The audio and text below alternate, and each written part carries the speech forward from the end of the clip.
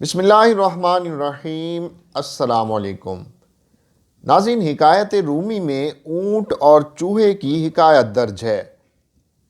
لکھا ہے کہ ایک چوہے نے اونٹ کی مہار اپنے ہاتھ میں لے لی اور چل پڑا۔ اونٹ اس کے پیچھے پیچھے ہو لیا۔ چوہا گھمنڈ میں آ گیا کہ وہ تو پہلوان ہے اور بڑے جانور کو کھینچ کر لے جا رہا ہے۔ اس کے خیال کا عکس اونٹ پر پڑا تو اس نے کہا، چلا چل، میں تجھے دکھاؤں گا۔ چلتے چلتے وہ ایک نہر کے کنارے پہنچ گئے۔ چوہا وہاں رک گیا۔ اونٹ نے کہا، آگے چل، رک کیوں گیا؟ اس نے کہا، نہر بہت گہری ہے اور میں اس میں نہیں جا سکتا۔ اونٹ نے کہا، ٹھہر، میں نہر کی گہرائی کا اندازہ کر لوں۔ اونٹ نہر کے اندر گیا۔ اس نے کہا کہ کوئی فکر کی بات نہیں، نہر تو ران تک ہے۔ تو کیوں حیران ہو گیا اور ہوش کھو بیٹھا؟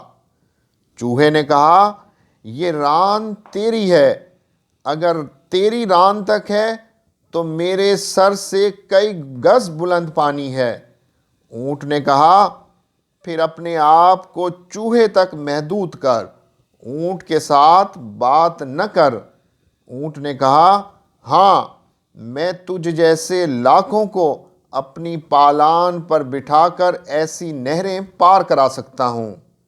ناظرین، اس حکایت سے ہمیں یہ سبق ملتا ہے کہ اگر وقتی حادثے کی بنا پر کسی کو صاحب قوت کو مطیع کرنے کا موقع مل جائے تو اسے اس کو دائمی نہیں سمجھنا چاہیے اور اس پر غرور اور گھمنڈ نہیں کرنا چاہیے، یعنی اپنی اوقات نہیں بھولنی چاہیے۔